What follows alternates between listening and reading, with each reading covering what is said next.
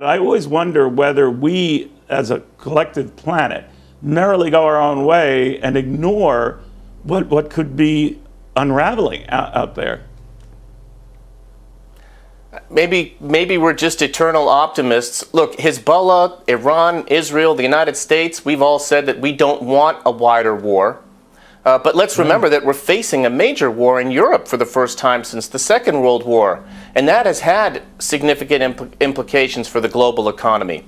And yet, we're dealing with the fact that the Houthis have disrupted trade in the Red Sea and caused insurance rates to grow up quite significantly.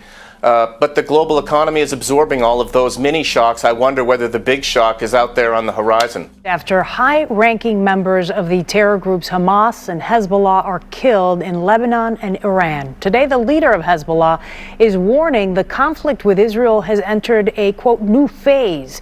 Well, Hamas and Iran have both vowed revenge on Israel, which has so far refused to confirm that it carried out the attack.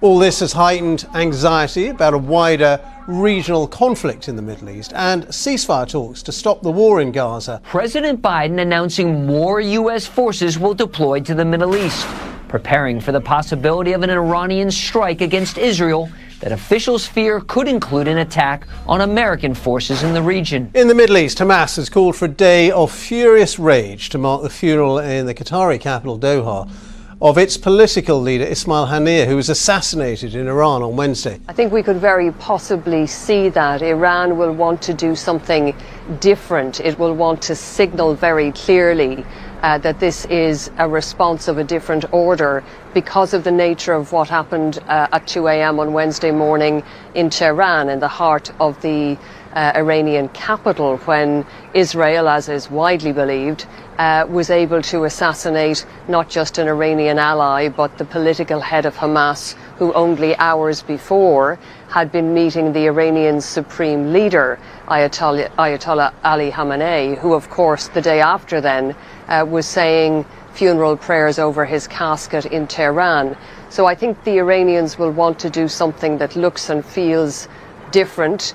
I think there is every possibility that they will try to engage their regional allies. We've already had Hezbollah promising revenge. We've had Hamas promising revenge.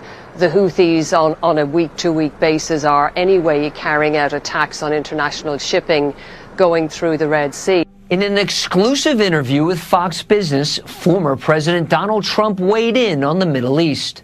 I'm very strong for Israel. Israel loves me.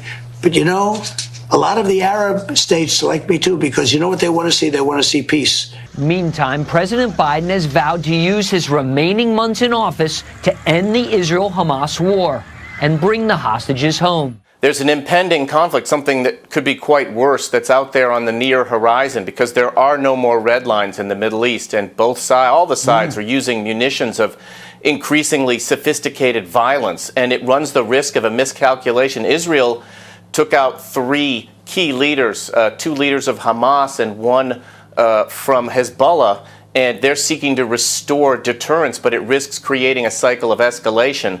Russia, of course, is exporting their oil, but it reduced prices to India and to China.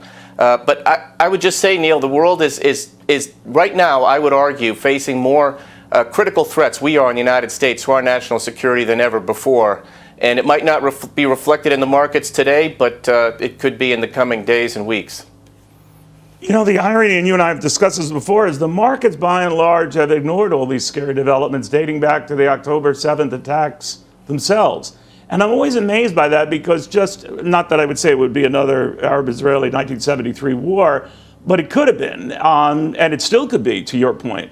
And yet it's not reflected in that. I always wonder whether we, as a collective planet, merrily go our own way and ignore what could be unraveling out there.